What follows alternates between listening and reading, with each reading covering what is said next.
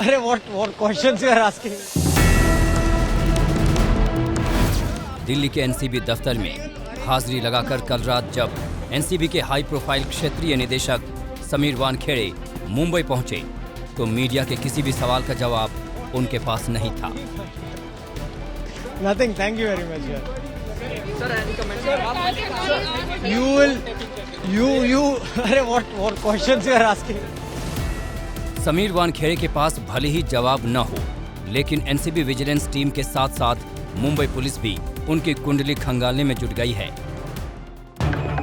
Prabhakar cell के खुलासों को लेकर मुंबई पुलिस ने समीर वानखेड़े और दूसरे आरोपियों के खिलाफ जांच शुरू कर दी है। कल रात प्रभाकर सैल ने मुंबई पुलिस में अपना बयान दर्ज कराया।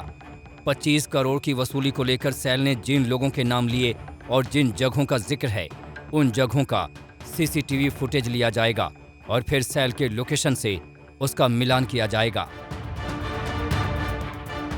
आर्यन केस के गवाह प्रभाकर सैल ने आज तक से बातचीत में कहा था कि उन्होंने केस के स्वतंत्र गवाह किरण गोसावी को सैम डिसूजा से बात करते सुना था, जिसमें 25 करोड़ की डील हो रही थी। इस आरोप का सैल ने शपथ पत्र भी बनवाया है। गाड़ी में इतना ही चल रहा था कि 25 का बॉन्ड डल, लास्ट 18 में फाइनल कर, 8 अपने को वानखेड़े को देना है, 10 अपने को बांट लेना करके। अच्छा, 25 मतलब क्या? 25 लाख कितना? 25 सीआर, 25 करोड़ रुपया।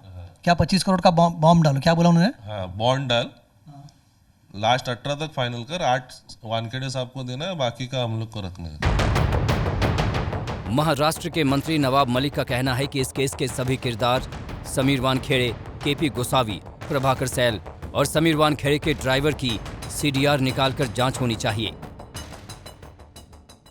जो गाड़ी का इस्तेमाल हुआ है 50 लाख उठाने में,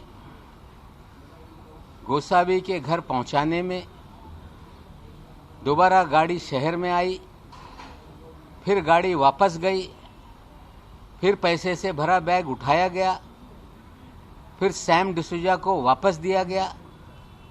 हमें लगता है कि अगर इलेक्ट्रॉनिक जांच होगी तो बयान जुटाने की जरूरत नहीं, सारी चीजें सामने आ जाएगी। इस बीच बॉम्बे हाई कोर्ट में एक जनहित याचिका दाखिल की गई है, जिसमें मांग की गई है कि एनसीबी और समीर वानखेड़े पर बयानबाजी करने से नवाब मलिक को रोका जाए। याचिका कौसर अली की तरफ से वकील अशोक सरावगी ने दाखिल की है। हालांकि कोर्ट ने तुरंत सुनवाई से इनकार कर दिया। जो पिटीशन फाइल की गई है उसके अंदर हमने यही मांगा है कि आपको जो कानूनी कार्रवाई करनी है आप करिए, परंतु आप मीडिया को यूज़ करके किसी को बदनाम नहीं कर सकते।